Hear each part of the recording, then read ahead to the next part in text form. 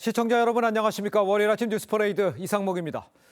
공화당 대선 후보인 트럼프 전 미국 대통령이 유세 도중 오른쪽 귀에 총상을 입었지만 병원에서 치료를 받은 뒤에 이 건재한 모습을 드러냈습니다. 현장에서 사살된 20대 남성 용의자의 차량과 집에서는 폭탄 제조 물질이 발견이 됐습니다. 먼저 서영일 기자입니다.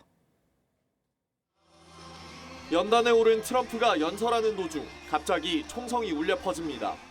I see something that said, take a look at what happened.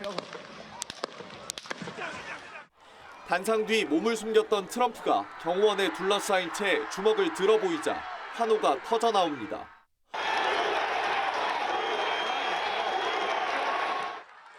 현지 시간 13일 미국 펜실베이니아주에서 열린 트럼프 전 대통령의 유세 현장에서 총격 사건이 발생했습니다.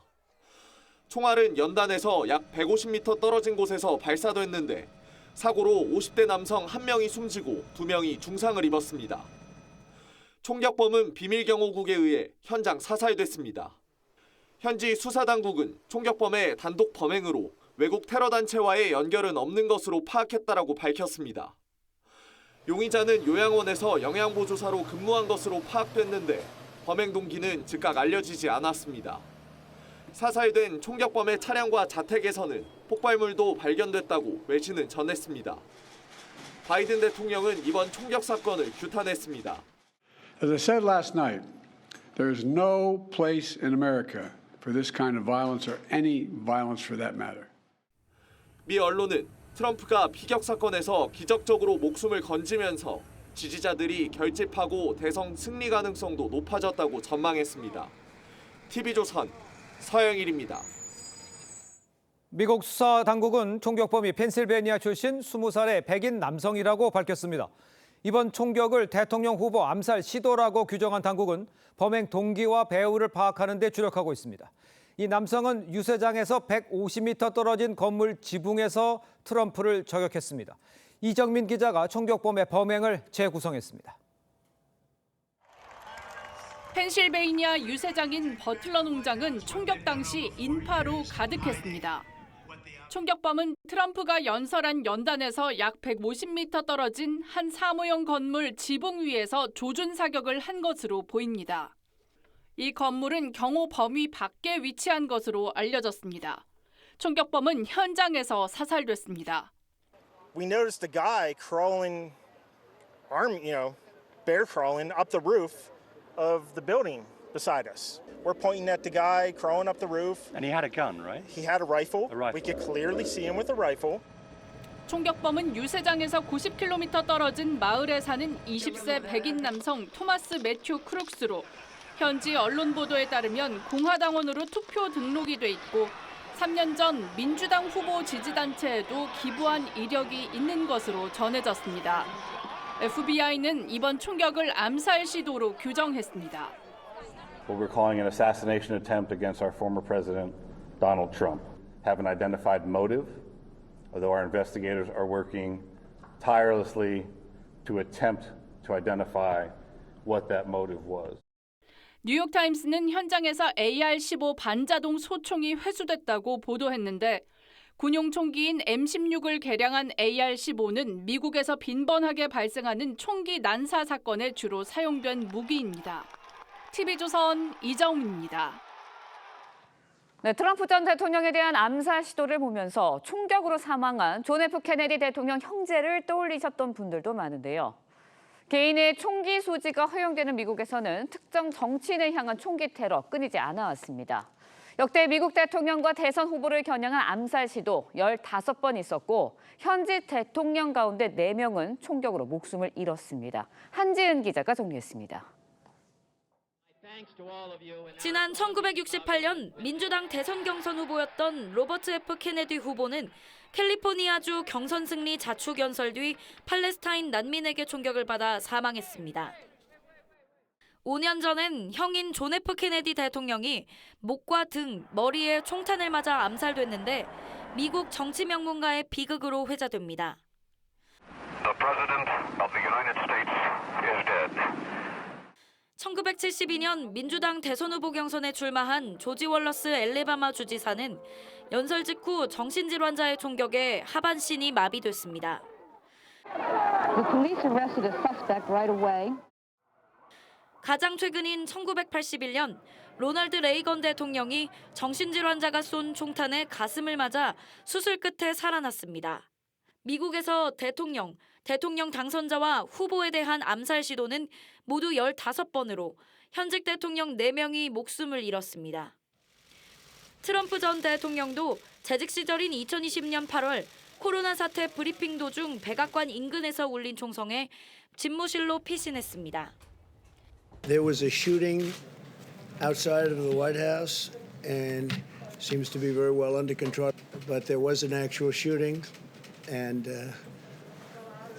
somebody's been taken to the hospital. 43년 만에 또다시 발생한 총격 테러에 미 대선판이 요동치고 있습니다. TV조선 한지은입니다. Something that said, take a look at what happened.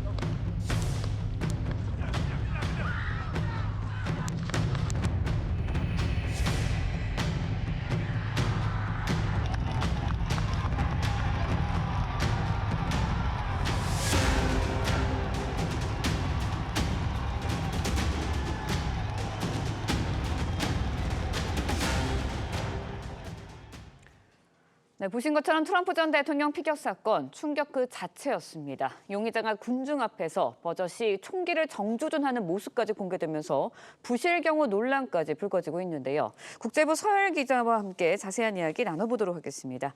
안녕하세요. 네, 먼저 이제 총격범이 트럼프 전 대통령을 정조준하는 모습이 공개가 됐습니다. 그거부터 이야기를 해보죠. 네, 미국의 TMZ라는 매체는 용의자로 추정되는 남성이 트럼프 연설장 근처 건물 지붕에 엎드려 총기를 조준하는 모습을 공개했습니다. 이 매체는 회색 티셔츠에 카키색 바지를 입은 남성이 정조준한 뒤 방아쇠를 당겼다고 당시 상황을 묘사했습니다. 해당 영상의 발포 장면은 잡히지 않았는데요. 총성이 연속으로 들린 뒤 여기저기 비명 소리가 들립니다. 한바탕 소동이 일고 얼마 지나지 않아 해당 남성은 숨진 것처럼 움직임 없이 지붕에 누워있는 모습이 포착됐습니다. 네. 총격 용의자는 20세 토마스 크룩스인데 총격 직후 비밀경호국 요원들에 의해 현장에서 사살됐습니다. 네, 저희가 앞서 리포트를 통해서도 전해드렸지만 총격범이 총을 들고 지붕 위를 기어 올라가는 모습이 보였다라는 목격담도 정해졌습니다. 그렇다 보니까 부실 경호 논란이 일고 있어요. 네, 그렇습니다. 미국 전현직 대통령은 국토안보부 소속 비밀경호국이 전담 경호를 맡습니다. 전직 대통령 자격인 트럼프는 비밀경호국뿐만 아니라 국토안보부 소속 교통안전청과 주방위군 등 다차원 보호를 받습니다. 이 때문에 유세 참석자는 전원 금속 탐지기로 몸 수색을 받고 위험물질이나 대형 가방 등은 현장에 가지고 들어갈 수도 없습니다. 일반인 참석자는 철저한 검문을 거치느라 서너 시간은 줄을 서야 하는 것으로 전해졌습니다. 하지만 총격범이 이런 삼엄한 경호가 이루어지는 경호범위 밖 건물 옥상에서 총격을 준비한 것으로 드러나면서 미국인들은 충격을 받은 모습입니다. 또한 총격 직전 용의자가 건물 지붕으로 기어 올라가는 모습을 본 유세 참석자가 경찰에 손짓을 했지만 별다른 조처가 없었던 것으로 전해져 경호 책임 논란이 불거질 전망입니다. 네, 그런데 트럼프 전 대통령 총격을 맞고 난 다음에도 얼굴에 피가 좀 흘리는 모습을 보이면서도 그래도 주먹을 막 불끈 쥐는 모습이 나왔거든요. 그 사진이 화제가 되고 있어요. 네, 맞습니다. 트럼프 전 대통령은 총격이 벌어진 직후 잠시 당황한 모습을 보였지만 경호원들에 둘러싸인 뒤 다시 단상에 섰습니다. 주먹을 불끈 쥐어들고 파이트, 즉 싸우자고 소리를 지르기도 했습니다.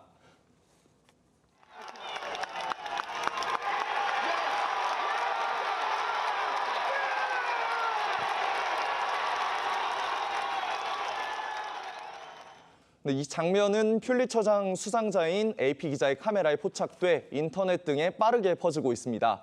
귀에 피를 흘리는 트럼프가 경호원에 둘러싸여 주먹을 들어 보이는 장면인데 배경에 파란 하늘과 성조기가 선명하게 담겨 극적인 모습이 연출됐습니다. 트럼프 장남을 포함해 공화당 인사, 지지자들이 소셜미디어 등을 통해 이 사진을 빠르게 공유하고 있습니다. 네, 이러다 보니까 건강과 고령 문제로 사퇴 압박 좀 받고 있는 바이든 대통령과 좀 비교되는 것 아니냐 이런 이야기도 나오면서 11월 미국 대선에도 적지 않은 영향 줄 것이다 이런 분석도 제기되고 있어요. 네, 트럼프는 총격 사건 4시간 만에 치료를 받은 뒤 모습을 드러냈습니다. 비행기 트랩을 도움 없이 혼자 내려오며 건재함을 과시하기도 했는데요. 특히 앞서 얘기한 것처럼 트럼프가 총격에도 의연한 모습을 잃지 않고 강인한 면모를 드러내면서 유권자들에게 적잖은 영향을 줄 것으로 보입니다. 네. 최근 TV 토론 이후 경쟁자인 민주당 후보 바이든 대통령이 고령, 인지력 논란이 휩싸인 것과 극명하게 대비된 모습이 연출됐기 때문입니다. 미 정치 매체 폴리티코는 트럼프의 치켜든 주먹은 역사를 만들었다며 암울한 전망이 감돌던 민주당에 찬물을 끼얹었다고 보도했습니다. 네. 미국 주요 매체는 이 피격 사건을 계기로 미국을 다시 위대하게 만들자는 트럼프 지지 세력은 더 결집할 것이라며 트럼프 대선 승리 가능성도 더욱 높아졌다고 분석하기도 했습니다. 네, 트럼프 전 대통령 그동안 미국인 총기 소유를 옹호해 왔습니다. 그런데 이번에는 자신이 총격을 입었거든요. 그렇다 보니까 이번 일을 계기로 총기 소유 논란에 대해서도 재점화가 될 것이다라는 분석도 나오고 있어요. 네, 그렇습니다. 미 수사당국이 저격범이 사용한 총기는 AR-15라고 밝혔습니다. 네. AR-15는 군사용의 반자동 소총 M16의 민간 버전으로 불리는 총기로 그동안 벌어진 각종 총기 난사 사건에 사용돼 악명이 높았습니다. 가격이 약 110만 원에 구하기도 쉬워서 미국에만 적어도 2천만 정이 보급된 것으로 추정됩니다. 2002년 이후 미국에서 발생한 대량 살상 사건 17건 중 10건에 사용될 정도여서 민주당에선 AR-15 등 각종 반자동 소총 규제 강화를 주장해왔습니다.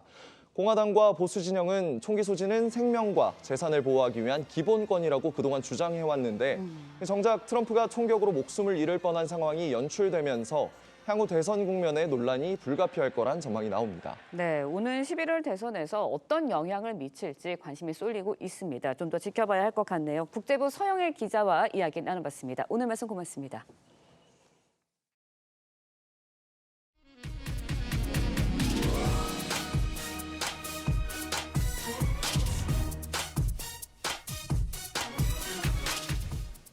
네, 오늘 예정됐던 22대 국회 개원시 또다시 연기됐습니다. 해병대원 특검과 이 대통령 탄핵 청원 청문회 이걸 놓고 여야 대치가 이어지고 있기 때문입니다. 1987년 개헌 이후에 개원이 가장 늦을 거란 전망도 나옵니다. 최민식 기자입니다. 여야는 그동안 오늘 22대 국회 개원식을 열기 위해 7월 임시국회 일정을 물밑 협의를 해왔습니다. 하지만 대통령 탄핵 청원 청문회 등으로 여야 갈등이 격화되면서 입장차를 좁히지 못해 결국 불발됐습니다. 내용도 절차도 위법투성이인 대통령 탄핵 관련 청문회를 힘으로 밀어붙이려 증인들까지 급박하고 있습니다. 국민의힘 의원들은 국회의원입니까? 아니면 대통령실 파견 의원입니까? 대통령실의 오만과 국민의힘의 직무 이탈이 도를 넘어서고 있습니다. 앞서 여야는 5일 개원식을 열 예정이었지만 당시 해병대원 특검법이 국회를 통과하면서 한 차례 연기됐습니다. 반성과 태도 변화 없이 국민의힘은 당초 내일로 예정된 22대 국회 개원식에 참여할 수 없음을 분명히 밝힙니다. 이에 따라 1987년 개헌 이후 개원식이 가장 늦을 수 있다는 전망이 나옵니다. 그동안 최고 지연된 건 임기 시작 48일 만인 2020년 7월 16일 개원식을 연 21대 국회였습니다. 정치권 일각에선 아예 22대 국회 개원식을 하지 않고 넘어갈 가능성도 거론됩니다. 국회의장실은 15일과 16일 이틀에 걸쳐 원내 지도부 회동을 주재하고 개원식 등 국회의사 일정을 논의할 예정입니다. TV조선 최민식입니다. 국민의힘 당권 주자들은 당원 투표를 앞둔 마지막 주말을 맞아서 막판 여론전에 주력했습니다.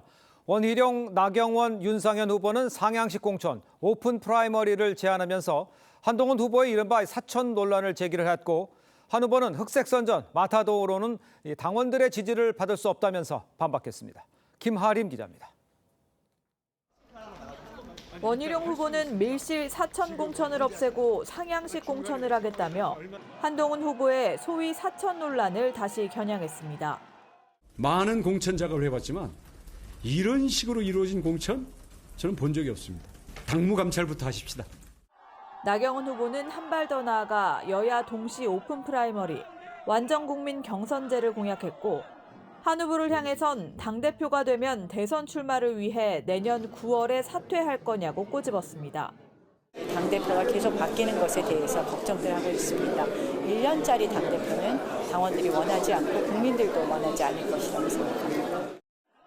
윤상현 후보는 지난 총선 당시 공천이 투명하지 않았다고 한 후보를 겨냥하며 전당대회가 아닌 분당대회로 가고 있다고 지적했습니다. 지난 공천도 뭐 국민 추천이라고 얘기했는데 국민 추천이 어떻게 된 건지 잘 모르겠어요. 투명치 못한 그런 부분도 있는 것 같아요. 한 후보 측은 사천 공세에 대해 근거 없는 흑색 선전과 마타도어는 당원표를 못 받을 것이라고 반박했고 전당대회 경선에서 1차 과반 득표로 승리하는 게 목표라며 투표를 독려했습니다. 굉장히 도를 넘는 네거티브가 계속되고 있잖아요. 이렇게 전당대회를 혼탁하게 만드는 것을 자제하시라는 말씀을. 당선관위는 원희룡 한동훈 후보의 이의 신청을 받아들이지 않고 두 후보에 대한 주의 조치를 확정했습니다. 전당대회가 반환점을 돌면서 전체의 80%를 차지하는 당원 투표를 겨냥한 주자들 간 막판 신경전이 더욱 치열해질 전망입니다. TV조선 김하림입니다. 네, 해병대원 특검법과 또 윤석열 대통령 탄핵 청원 청문회를 놓고 여야 대치가 이어지면서 오늘로 예정됐던 국회 개원식 또다시 연기된 상황입니다. 윤기찬 국민의힘 법률위 부위원장 또 서영주 전 더불어민주당 상근 부대변인과 함께 정치권 소식을 자세히 짚어보겠습니다. 안녕하세요. 네, 반갑습니다. 자, 야권 주말 사이 거리로 나가서 윤석열 대통령의 해병대원 특검법 거부권 행사를 규탄을 했습니다. 영상을 먼저 보도록 하겠습니다. 강력 규탄한다. 대통령은 해병대원 특검을 거부했습니다. 수사가 미진하면 자신이 특검을 주장하겠다는 말은 새빨간 거짓말입니다. 윤석열 대통령에 대한 탄핵 열차는 아주 빠른 속도로 그 종착역을 향해서 달려갈 것입니다. 내가 원하는 답이 아니면 모두 오답이라는 생떼에 지나지 않습니다. 자, 범야권이 이제 광화문 광장에 모여서 윤 대통령의 거부권 행사를 규탄하고 이제 탄핵까지 거론을 했습니다. 글쎄요, 국회에서도 지금 강한 압박이 있고 또 장외까지 나가서 있었고 어떻게 봐야 됩니까? 192석의 거대 야당들의 좀 장애 집회잖아요. 네. 사실 읽기 어려운 거죠. 그러니까 저거는 이제 최상병 특검이 사실 궁극적인 목적은 대통령의 탄핵이다. 그러니까 대통령 탄핵의 도화선으로 최상병 입법을 서둘렀던 것이다. 이거를 자인하는 것이고요. 예. 사실 이제 그 헌법에 규정돼 있거나 법령에 규정돼 있는 대로 국회에서 의결을 했어요. 그러면 대통령이 이에 대해서 제2요구를 할 수 있는 거 아니겠습니까? 예. 그럼 다시 국회에서 제2요구를 하면 되는 것이지 제2요구하기 전에 제2를 하기 전에 바로 장에 나가서 국민적 선전을 한다.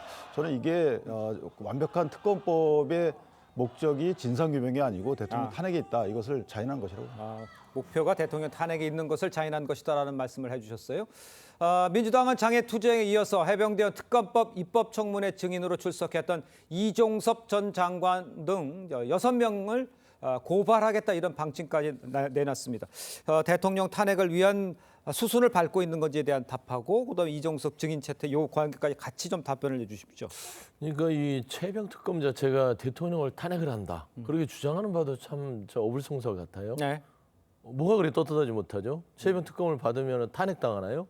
탄핵당할 만한 일을 하셨나요? 라고 국민들은 묻고 있는 것이죠. 네. 그러니까 이 그 정부 여당과 윤석열 대통령 용산에서 이토록 특검법에 대해서 거부를 계속하는 거, 자신과 이제는 자신의 배우자까지 관련이 돼 있다는 부분들이 하나둘씩 밝혀지기 시작합니다. 예. 이걸 놔두면 좋을까요?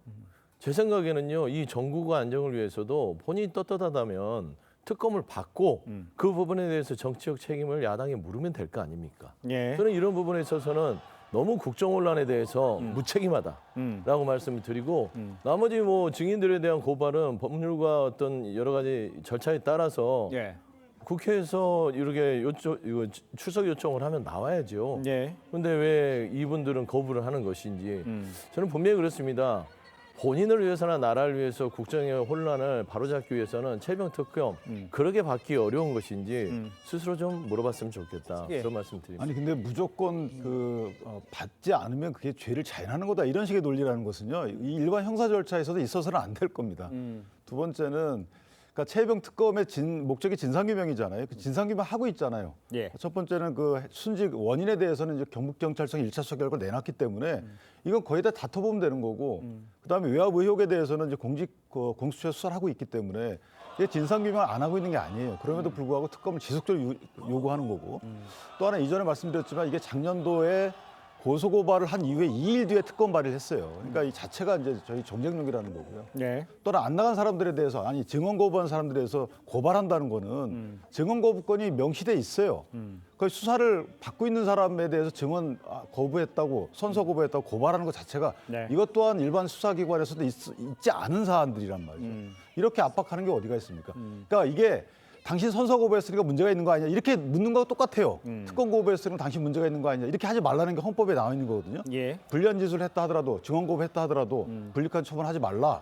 왜 국회에서 불리한 처분하고 헌법 위반합니까? 그러니까 이런 식의 여론 벌이도 안 되는 거고. 예. 자 저거를 고발한다 하더라도 수사기관에서 저걸 처벌하지 않을 거지만 저런 모든 고발 등의 조치조차도 특검을 추동하기 위한 특검 추동을 통해서 대통령 탄핵을 위한 도화선을 불붙이는 행위다. 이렇게 알겠습니다. 저도 예. 다시 한 번 말씀드리면 특검을 거부하는 자가 범인이라고 한 것은 국민의힘이고 윤석열 대통령입니다. 예. 본인이 뱉은 말을 왜 본인에게는 그렇게 적용하지 않죠?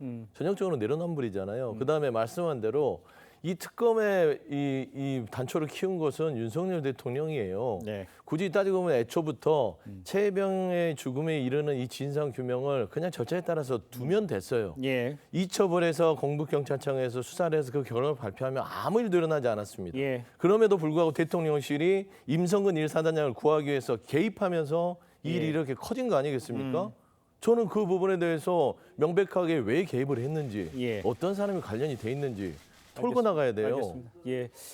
이 부분과 관련해서는 뭐 이쪽에서는 떳떳하면은 당장 나와서 특검 받는 것이 맞다라고 얘기를 해주시는 것 같고요. 윤기찬 변호사님께 같은 경우는 이것이 절차상에도 문제가 있었고 이 앞으로 이 특검이 진행이 되면 결국은 대통령 탄핵으로 가려는 도화선을 만드는 거 아니냐 이렇게 양쪽의 주장이 엇갈리고 있다는 말씀을 제가 정리를 해서 드리겠습니다. 그런데 지금 민주당 일각에서요. 해병대 특검법이 재표결에서 부결될 경우에 대해서 대안으로 상설특검법을 검토하자 이런 목소리가 나오고 있어요. 이거는 어떻게 보세요? 일단 대통령이 그냥 묻지마 거부권을 행사하는 마당에 예. 뭐 말이 안 통하잖아요. 그러면 저희도 법률로서 대응해야 된다. 그러니까 자꾸 제정된 특검법을 보내면 대통령이 거기에 대해서 양심상 예. 최소한 국민들과 많은 국정의 안정을 위해서는 받을 줄 알았더니 예. 계속 그냥 거부해버리는 거예요. 그러면 법에 이미 저기 보장 돼 있는 네네. 2014년도에 된 걸로 알고 있는데요. 이 부분에 상설특검법을 발동을 해서 결국엔 특검을 신속하게 하자. 물론 규모나 여러 가지 상황들은 줄어들 알겠죠. 수는 있으나 이 부분을 법률적으로 우리도 가겠다라는 것은 어쩔 수 없는 합리적인 선택 같습니다. 근데 국회 추천 몫을 4명을 다 야당이 하겠다? 이건 좀 무리가 있는 거 아닌가요? 그러니까 상설특검법이 만들어진 게 2014년인가 15년인가 그렇습니다. 예. 오래됐어요. 국회 규칙도 그쯤 만들어졌습니다. 그러니까 이거는 정치 상황에 구애받지 않고 일반적인 원칙을 세운 거예요. 저는 뭐 네. 상설특검법 본인들이 발의해도 좋다고 봅니다. 가동해도. 그런데 예. 문제는 뭐냐면 거기는 특검 추천위원회를 구성하는 게 중요하잖아요. 그렇죠. 특검 추천위원회 구성이 보면 어쨌든 법무차관, 법무차관은 그렇다고 쳐요. 근데 법원행정처장 이게 비독립적인가요? 정치 중립성이 없나요? 그리고 대한변호사협회장 이분들도 일단 당연직으로 들어갑니다. 추천위원회. 그다음에 국회에서 4명을 추천하게 돼 있어요. 근데 4명 추천이 규칙에 따라서 법령에서 위임한 규칙에서 보면 제1원내교섭단체가 2명, 제2원내교섭이 2명. 그러니까 이게 선거에 불문하고 1원내, 2원내 이렇게 정해놓은 거예요. 추상적으로 정해놓은 거예요. 이거를 정치 상황이나 본인들 목적에 따라서 이번에 와가지고 이거를 고치겠다는 겁니다. 민주당 등이 다 4명 다 추천하게끔. 네. 아니, 그러니까 정치적 중립성을 담보 못하는 경우에 이런 특검을 하자라고 해서 상설특검법을 만들었는데 그 정치적 중립성을 더 담보 못하게 규칙을 바꾼다는 거예요. 이 도대체 이런 발상을 누가 했는지 모르겠는데 저는 이렇게 해가지고 설령 정말 헌법에 어긋나는 특검법에 어긋나는 이런 그 행위를 한다 하더라도 예. 대통령이 특검 임명 안 하면 됩니다. 오히려 이건 특검 임명을 2명을 갖다 며칠 내에 하게 돼 있지만 안 해버리면 돼요. 저는 그렇게 만약에 민주당이 그런 식으로 법령 위반, 헌법 위반의 행위를 한다 그러면 대통령이 저거는 특검 임명 안 하면 저건 가동이 안 됩니다. 그 임명을 안 해도 될 수 있을 만큼 이제 규칙을 바꾸겠다는 것이죠. 아 그렇습니까? 어떻게 그게 어떤 식으로 보면 이런 예. 거예요. 지금 윤석열 정부가 검수완박에 대응해서 시행령을 뜯어고쳐서 결국에는 법을 형해화시켰잖아요. 예. 시행령으로 정부가 하는 만큼 그러면은 국회도 국회가 할 수 있는 시행 규칙 이거는 국회에서 고칠 수 있습니다. 본회의 의결로. 그러면 규칙을 뜯어 고쳐서 이 부분은 진행을 하면 되는 거예요. 그러면 당연히 국민의힘이나 용산에서는 헌법소원을 걸어놓고 나서 시간 끌기에 들어가겠죠. 그러니까 이 법률이라는 게 행정부가 가지고 있는 권한을 어느 정도 선에서 좀 나름 유두리 있게 써야 되는데 과도하게 본인들이 입맛대로 멋대로 쓰면 국회도 국회대로 법에 정해진 대로 원칙대로 하겠다는 겁니다. 예를 들어서 시행규칙을 고치는 게 헌법소원상 잘못됐다. 그러면 그거는 판단해서 못하겠지만 대부분 규칙 부분에 있어서는 법의 취지에 맞게끔 국회에서 입법부에서 결정할 수 있게끔 했기 때문에 이 부분에 시간이 좀 걸릴 뿐이지 결국에는 이건 피해갈 수 없는 저는 사안이라고 봅니다. 알겠습니다. 자, 이런 가운데 여야는요, 윤석열 대통령 탄핵 청원 청문회 놓고도 지금 신경전을 벌이고 있죠. 여양 입장을 한번 들어보도록 하겠습니다. 내용도 절차도 위법투성이인 대통령 탄핵 관련 청문회를 힘으로 밀어붙이려 증인들까지 급박하고 있습니다. 떳떳하다면 출석 의무가 없다라고 항변할 게 아니라 청문회에서 국민을 향해 무죄와 무혐의를 입증하면 됩니다. 자, 일단 청문회가 예정이 되어 있지만 국민의힘 입장은 원천무효다 이런 주장이신 거죠. 그렇죠. 저거는 이제 국회법에 정면 어긋나는 거기 때문에요. 제가 저번에 말씀드린 바대로 이거는 탄핵, 그러니까 청원안 자체가 안건이 아니에요. 청원 내용 자체가 국회에서 성안을 해서 예를 들어서 입법청원이면 법률을 만들었을 때 그것이 안건이 되는 거고요. 이것도 만약 탄핵을 발의해달라는 요청 청원이잖아요. 그럼 탄핵 요청 청원에 대해서 국회에서 제적과반이 탄핵 발의하게 되면 그 탄핵 발의안 자체가 안건이 되는 겁니다. 그 안건을 심사하기 위해서 위원회에서 결정하게 되면 그때 청문회도 할 수 있고 청문회를 개최하기로 합의하면 그때 비로소 증인 채택도 하고 그 증인이 안 나오고 수정 거부하면 그때 처벌 조항이 발효되는 거지. 지금 청문회를 개최할 수 있는 개최한다고 결정한 것 자체가 위법이에요. 그래서 저는 그 청문회 자체가 위법이기 때문에 그 청문회를 관련한 여러 가지 증인 채택 모든 게 다 위법입니다. 저는 그래서 이 부분은 따를 의무도 없고 따라서도 안 된다고 생각합니다. 그러니까 위법이라고는 뭐 한다고 얘기하지만 민주당에서는 그냥 강행할 입장인 거죠. 그냥 간다는 거잖아요. 청문회. 저는 위법의 여부를 판단을 받아보려고 국민님이 여기에 대해서 권한적인 심판을 했죠. 그렇죠. 근데 이거는 법원에서 판단해 줄 거 아닙니까? 그렇기 때문에 저는 대부분 권한쟁의에서는 벗어나지 않아요. 위법성이 없고요. 기본적으로 이거는 위원회에서 의결사항으로 진행할 수 있는 부분인데 결국엔 이거는 징계를 하자는 게 아니라 결국에는 청원이 130만에 달하는 국민들이 요청을 했으니 사실을 확인하자는 겁니다. 그러면은 사실을 확인하려면 관련자들을 불러서 물어봐야 될 거 아닙니까? 그래서 이 사실을 바탕으로 말하자면 이게 타당성이 있는 청원인가 라는 것을 볼 것이고 거기에 대한 보고서를 소위에서 검토한 다음에 상임위의 전체 의결을 통해서 보내려고 하는 그 과정 중에 하나일 뿐인데 벌써부터 뭐가 떳떳하지 못해서 안 나온다는 것이죠.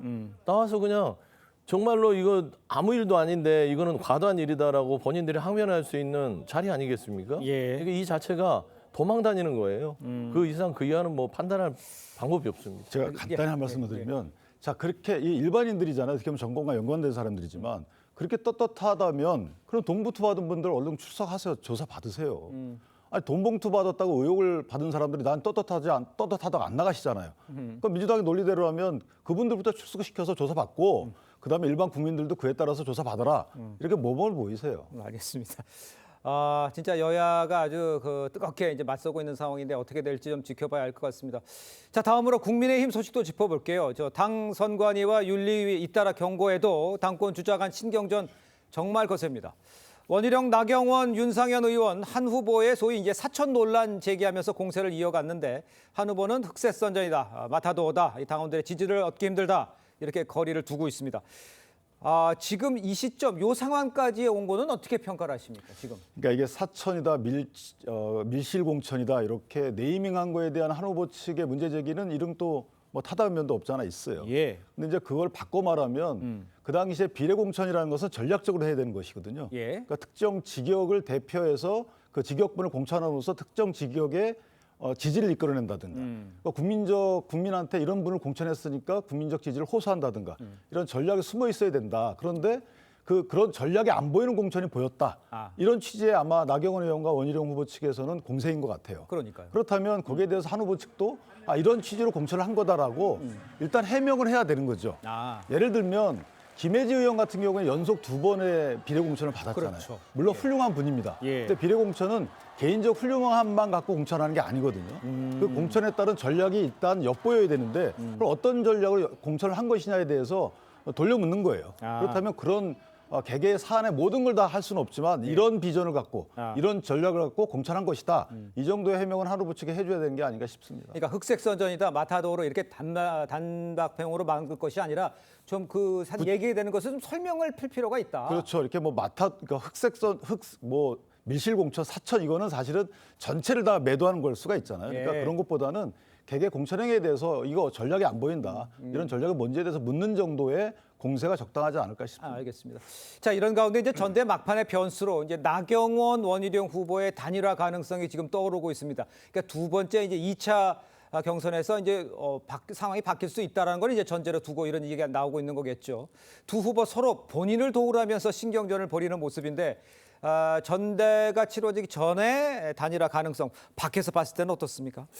아니 단일화 가능성이 없지는 않을 것 같아요. 그래요? 왜냐면은 그 용산에서 보낸 원희룡 후보 자체가 예. 선전을 좀 했으면 결국엔 결선 투표까지 가려는 어떤 전체적인 틀이었던 것 같거든요. 근데 힘을 발휘하지 못하니까 결국엔 원희룡 후보의 이 추락세를 지금이라도 차단하고 두 후보 간의 단일화를 통해서 한번 맞서는 게 어떻겠냐는 전략들을 내세우는 것 같은데 제가 객관적으로 봐서는요. 지금 현재는 1+1이 2가 되기는 어려운 상황 같습니다. 그럴 바에는 서로 간에 각자 뛰고 나서 그냥 나름대로 유종의미를 거두는 게 낫지 여기서 단일화가 되면 서로 간에 나름 중진 의원들이잖아요. 여기서 면을 구기게 되거든요. 그래서 저는 지금 단일화 부분들을 통해서 뭔가 돌파구를 찾으려고 하지만 서로 간에 이득이 없다. 예를 들어서 원희룡 후보 자체가 치고 나가고 나경원 후보도 치고 나갈 때 서로 간에 단일화의 시너지가 나오지만 지금 현재는 둘이 합쳐봐야 그게 0이 될 수도 있는 상황이거든요. 그 표가 뭐 한동훈 후보한테 갈 수 있고 윤상현 후보한테 갈 수 있는 상황이기 때문에 저는 단일화는 뭐 실익이 없다고 판단할 것 같은데 저는 전체적으로 봤을 때 국민의힘에서 지금 사천 논란,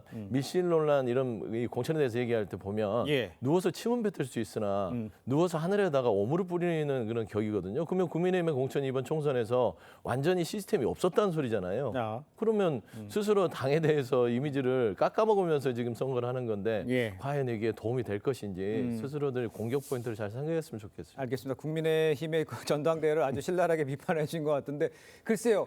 결선 투표는 변호사께 보시기에서는 가능성이 있습니까? 어떻게 두 분 누가 양보를 할 수도 있을까요? 제 상황에서.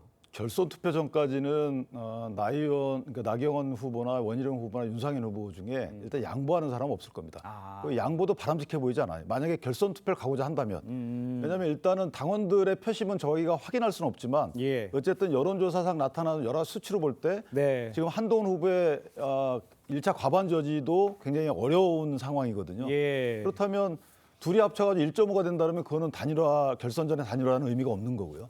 따라서 저는 결선 투표를 가고자 하는 세 후보의 의견이 합치한다 그러면 단일화 논의는 지금 진행되기 어려운 게 아닌가. 알겠습니다. 자, 민주당 소식도 좀 짚어보겠습니다. 민주당에서요.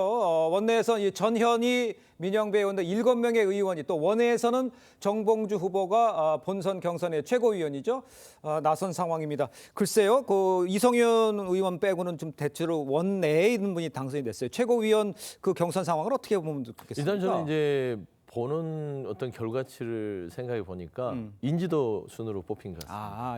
그러니까 물론 이제 현역이냐 비현역이냐 이것보다는 주로 많이 언론에 노출이 되거나 당내에서 스피커로서 큰 역할을 했던 사람들이 좀 선출이 된 공산이 큰 것 같고요. 일단 이제 1차 컷오프기 때문에 8명의 후보들이 이제는 이제 진검승부를 벌이는 거 아니겠습니까? 최고위원들은요. 여기에서는 이제 당원들의 지지를 누가 많이 받느냐 그리고 이재명 대표와 누가 더 친밀도가 높느냐 정도의 어떤 변수들이 어떤 이 5명으로 압축되는 과정들이 되지 않을까 그렇게 봅니다. 그렇군요. 자, 그런데요. 이 전 대표 같은 경우에는 연임을 도전하면서 들고 나온 이 종부세 재검토, 또 금투세 시행 추가 유예, 이렇게 이제 중도층을 공략하는 모습으로 좀 비춰지고 있습니다. 글쎄요, 이제 김두관 후보를 비롯해서는 이제 친문 진영에서는 정체성을 훼손한 이다 이렇게 제동을 걸고 있어요. 뭐 돌파를 위한 거다 이렇게 상상은 될 수 있는데 그 내부에서 저런 갈등이라고 볼 수 있습니까? 어떻게 봐야 됩니까? 저거는 바람직한 갈등이죠. 그렇습니까? 이재명 대표 입장에서 보면 이제 실용적인 그 정치를 해온 분이잖아요. 예. 근데 종합부동산세는 사실은 목적세였어요, 원래는. 그렇죠. 부동산 투기를 막겠다는 목적세이기 때문에 세수 확보보다는 그 목적이 실제 지난 문재인 정부에서 실패했다라고 스스로 자인했던 정책이기 때문에 저는 종부세 폐지에 대해서 본인이 저렇게 얘기하는 건 맞고 다만 본인이 기본소득을 주장하면서 토지보유세 이런 것들을 다 새로 주장을 해요. 그러니까 이게 종합부동산세는 폐지하면서 이거 보유세인데 이걸 또 국토보유세를 새로 도입하고자 하는 거 이거에 대해서 국민적 여론이 어떨 것인가 당원들의 여론이 어떨 것인가 조삼모사가 아닌가 이런 비판이 있을 수 있고 김두관 의원 입장에서 보면 본인이 지금은 이렇게 차별을 하지만 저는 국민적 지지 측면에서 당원들의 지지 측면에서 보면 이념적 성향에 접근한다. 그래서 저거는 조금 각을 너무 지는 게 김두관 의원의 득표 전략에서는 마이너스가 아닐까라는 생각이 듭니다. 최고위원들이 나와서 친명 마케팅 한다는 얘기 많이 하잖아요. 그런데 이재명 대표가 친국민, 친민주당이다. 이게 친명이다. 이렇게 얘기를 했어요. 이거를 어떻게 생각하세요? 뭐 친국민, 친민주당이다. 친국민, 친국힘이다. 이건 정치인들의 기본적인 생각 아닙니까? 친명이라고 하는 것 자체를 그러니까 이제 이거는 당연한 얘기를 하면서도 너무 친명으로 과열되면 본인 스스로가 부담이 되겠죠. 그렇지 않겠습니까? 지금 연임 자체도 부담이 되는 상황인데 연임은 아니지만 말하자면 다시 도전을 해서 3자 구도로 가지만 아주 거의 어대명이라는 상황이잖아요.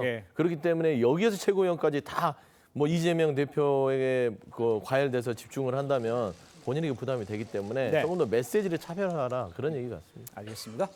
자, 오늘 두 분 말씀은 여기까지 듣겠습니다. 고맙습니다. 자, 오늘은 의대 정원 확대에 반발하면서 병원을 떠난 이 전공의에 대한 사직 처리 시한입니다. 오늘까지 병원으로 돌아오지 않으면 자동 사직 처리되는데 아직 뚜렷한 복귀 움직임은 포착이 되지 않고 있습니다. 현장 취재 기자를 연결하도록 하겠습니다. 권영석 기자. 네, 서울대병원에 나와 있습니다. 자, 전공의들 돌아오고는 있습니까? 네, 아침이 밝아오면서 이곳 서울대병원에도 출근하는 의료진의 모습이 속속 보이고 있습니다. 이 가운데 복귀 전공의가 얼마나 될지는 아직 알 수 없습니다. 아직까지 대규모 복귀 움직임은 보이지 않고 있습니다. 전국 수련병원 221곳은 지난주 전공의들에게 오늘까지 복귀 여부를 결정해달라는 문자 메시지를 보냈습니다. 복귀 여부를 답하지 않으면 사직 처리하겠다고 통보했습니다. 앞서 정부는 복귀하는 전공의들은 9월부터 다른 병원에서 수련받을 수 있도록 특례를 적용하겠다고 밝혔습니다. 11일 기준 출근한 전공의는 전체의 8%인 1,090여 명으로 알려졌습니다. 사직을 결정한 전공의도 전체의 0.6%인 69명에 그치고 있습니다. 의료계에선 전공의 13,700여 명 중 대부분이 복귀하지 않을 것으로 보고 있습니다. 피부과나 성형외과 등 일부 인기과의 경우 전공의가 돌아올 가능성은 있지만 필수 의료 전공의 대부분은 돌아오지 않을 거란 분석도 나옵니다. 전공의협의회 박단 회장 역시 SNS에 돌아가지 않겠다는 입장을 밝혔습니다. 복귀한 전공의와 의대생 블랙리스트가 등장한 것 역시 전공의 복귀를 더 어렵게 한다는 지적도 나옵니다. 전공의 복귀 규모는 내일쯤 윤곽이 나올 전망입니다. 서울대병원에서 TV조선 권영석입니다. 네, 16년 전인 2008년 경기 시흥 슈퍼마켓 살인 사건의 유력 용의자가 어젯밤 긴급 체포됐습니다. 사건 당시 CCTV에 용의자의 얼굴까지 포착됐지만 신원 파악에 실패하면서 장기 미제 사건으로 남았었는데 이제는 사건이 해결될 수 있을지 주목되고 있습니다. 이외에도 밤사이 사건 사고 소식 정준영 기자가 정리했습니다. 검은색 승합차가 경찰서 호송차고로 들어섭니다. 외투를 머리까지 뒤집어 쓴 남성이 경찰관의 팔을 붙잡힌 채 빠르게 경찰서로 들어갑니다. 16년 전 경기 시흥 정왕동 슈퍼마켓 살인사건 용의자 A씨가 어제 저녁 8시쯤 경남에서 붙잡혔습니다. A씨는 2008년 12월 9일 가게 주인을 흉기로 살해하고 돈을 빼앗아 달아난 혐의를 받습니다. 체포된 사실을 봤습니다. 그 외에는 저희 확인해 줄 수 없습니다. 사건 당시 현장 CCTV에 용의자 얼굴과 범행 장면까지 담겼지만 경찰이 신원 파악에 실패하면서 장기 미제로 남은 사건입니다. 경찰은 압수수색영장을 발부받아 A씨의 주거지를 강제 수사했습니다. 검은색 승용차가 앞부분이 크게 부서진 채 나무에 거꾸로 매달려 있습니다. 어젯밤 11시쯤 인천 동구 송림고가교 근처에서 40대 운전자 B씨가 경찰에 검거됐습니다. B씨는 다리 밑으로 차량이 추락하자 차를 버려둔 채 그대로 달아났는데 당시 B씨의 혈중 알코올 농도는 면허 취소 수준으로 파악됐습니다. 경찰은 앞서 B씨 차량이 오토바이를 치고 도주했다는 신고도 접수해 구체적인 사고 경위를 조사하고 있습니다. TV조선 정준영입니다. 네, 태권도장에서 4살 아이를 심정지 상태에 빠지게 한 혐의를 받는 이 30대 관장 어제 구속됐습니다. 네, 관련 내용 정혁진 변호사, 조기현 변호사와 함께 자세히 짚어보도록 하겠습니다. 안녕하십니까? 안녕하세요. 네, 반갑습니다. 자, 그런데 도대체 태권도장 안에서 어떤 일이 있었길래 이 4살 아이가 중태에 빠질 수 있는 겁니까? 그러니까 12일이니까 지난 금요일이었는데요. 네. 저녁 7시 20분에 양주시에는 태권도장이었는데 유아부 수업이었대요. 네. 그러니까 초등부도 아니고 유아부 수업인데 관장이 4살밖에 안 된 그 유아를 그 매트 같은 거 있지 않습니까? 예. 그러니까 돌돌돌 말면 이렇게 올라갈 수 있잖아요. 예. 그 안에다가 거꾸로 그 4살짜리 유아를 집어넣은 채 10분 동안이나 방치했다. 아이고. 그러면 뭐 저 같은 성인이라고 하더라도 10분 동안에 그렇게 있으면 상당히 문제가 될 수 있을 텐데 네. 그 4세 유아니까 네. 그러니까 그 유아가 어린이가 의식을 잃으니까 놀래가지고 그 밑에 마침 이비인후과가 있었는데 거기에 보냈더니 거기 의사 선생님이 심폐소생술 하다가 아 이거 안 되겠다 싶어가지고 119 통해서 종합병원까지 이제 데리고 갔는데 네. 그럼에도 불구하고 아직까지 그 어린이는 의식이 없다는 것이고요. 예. 그다음에 그 와중에 관장은 다시 그 도장으로 올라가가지고 그 도장 내에 있던 CCTV를 삭제하기까지 했다 이런 내용이었습니다. 그렇군요. 네, 뭐 이 도장 관장 아이를 다치게 할 의도 없었다라고 이야기를 하고 있습니다. 하지만 말씀해 주신 것처럼 CCTV 삭제하려는 정황 포착이 됐고요.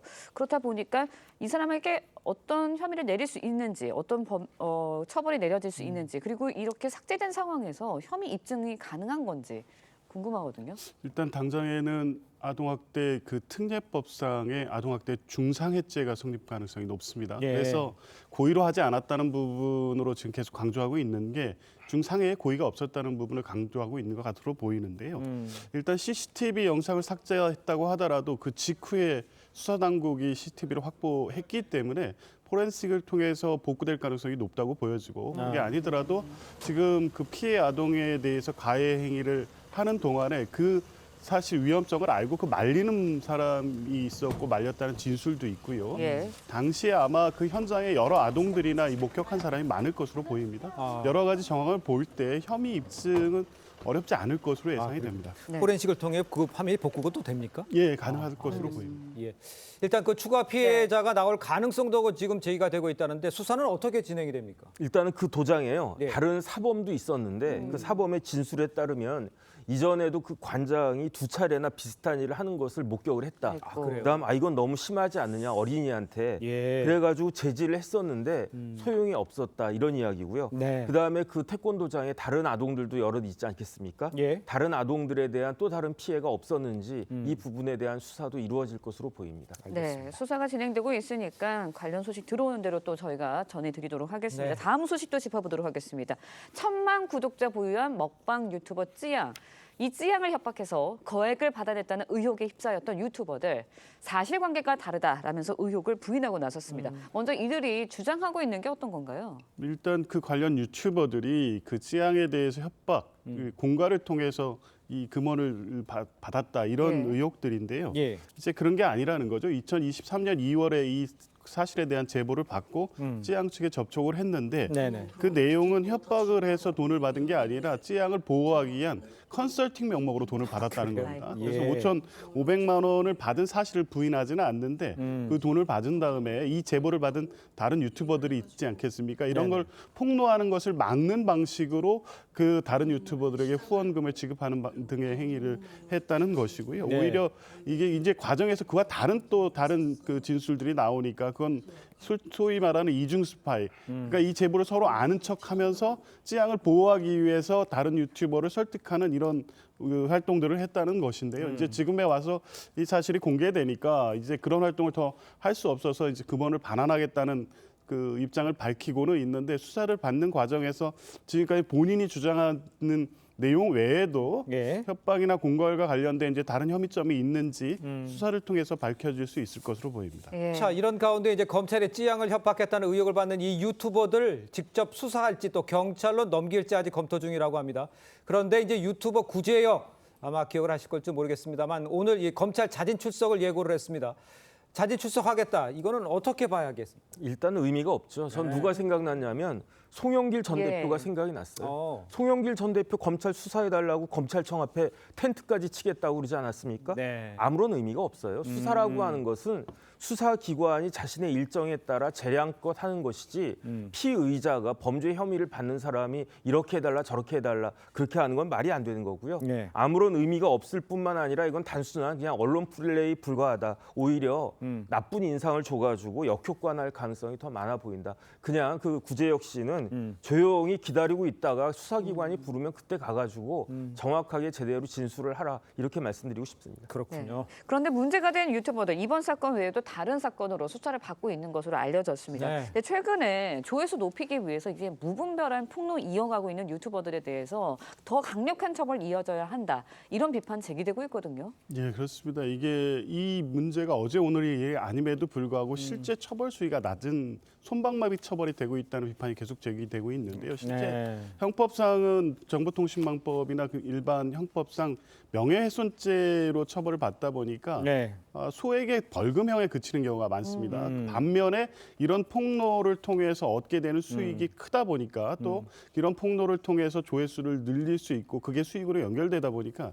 이게 근절되지는 않고 있는데요. 어떤 찌양 씨가 천만 유튜버고 또 유명인이고 이 사건이 교제폭력에서 시작된 아주 심각한 사건입니다. 이 사건의 실체를 철저히 규명해서 유튜버들의 무분별한 폭로 또 그걸 통한 수익 창출에 대해서 엄중히 처벌하는 어떤 제도적 이 정비도 필요하다는 생각이 듭니다. 알겠습니다. 자, 다음 이야기도 좀 짧게 해보도록 하겠습니다. 축구선수 손흥민 씨의 아버지죠. 손흥정 감독이 운영하는 손축구 아카데미 존폐 위기에 놓였습니다. 아동학대 혐의 소송 결과에 따라서 아카데미 운영이 중단될 수 있다? 이거 왜 그런 거죠? 이게 아동복지법이 개정돼가지고 어떻게 되어 있냐면 29조 3이 신설됐거든요. 그러니까 법원이 아동학대 관련 범죄에 대해서 형을 선고할 때는 피고인에게 아동 관련 기관의 운영이나 취업을 제한하는 명령을 하여야 한다 이렇게 되어 있어요. 할 수 있다가 아니고 하여야 한다. 그런데 이 아동 관련 기관에 체육시설도 포함이 되거든요. 그러니까 넓게 보면은 손 아카데미가 여기에 포함될 가능성이 굉장히 높고 예외적인 그 규정은 재범의 위험성이 현저히 낮거나 기타 특별한 사정이 있어야 되는데 그냥 원칙대로 하면은 여기에 대해서 운영 제한 명령이 이제 발해질 수가 있는데 만약에 벌금형이 나오면 한 1년 정도고요. 그다음에 징역형이 나오면 10년까지도 운영할 수 없다라고 하니까 이건 상당히 큰 타격이 있고 그렇기 때문에 사실 이 손축구 아카데미에 여러 학생들 다니고 있지 않습니까? 그 학부모들이 탄원서 내고 한 그 이유가 이런 규정 때문에라도 필요한 것이 아니었나 하는 생각이 듭니다. 아카데미는 운영이 될 수 있는 상황인데 손 감독과 코치진에게는 실형이 내려질 가능성 적다라는 이야기가 나옵니다. 왜 그런 건가요? 일단 이 실체 관련해서는 굉장히 많이 알려져 있죠. 그 내용 자체는 신체적, 정신적인 학대 행위에 해당되기 때문에 처벌 가능성이 있지만 그렇다고 하더라도 이미 학부모들이 알고 있었고 이 피해 정도가 그렇게 중하다고 보이지는 않는 겁니다. 그래서 이 피해 가해 사실 자체는 인정하고 또 어느 정도 운동이라는 특성상 용인될 수 있는 범위 이런 것들을 전체적으로 고려하면 실형에 이르는 처벌이 이르지는 않을 것으로 예상되고 있습니다. 그렇군요. 자, 두 분 말씀 여기까지 듣겠습니다. 고맙습니다. 고맙습니다.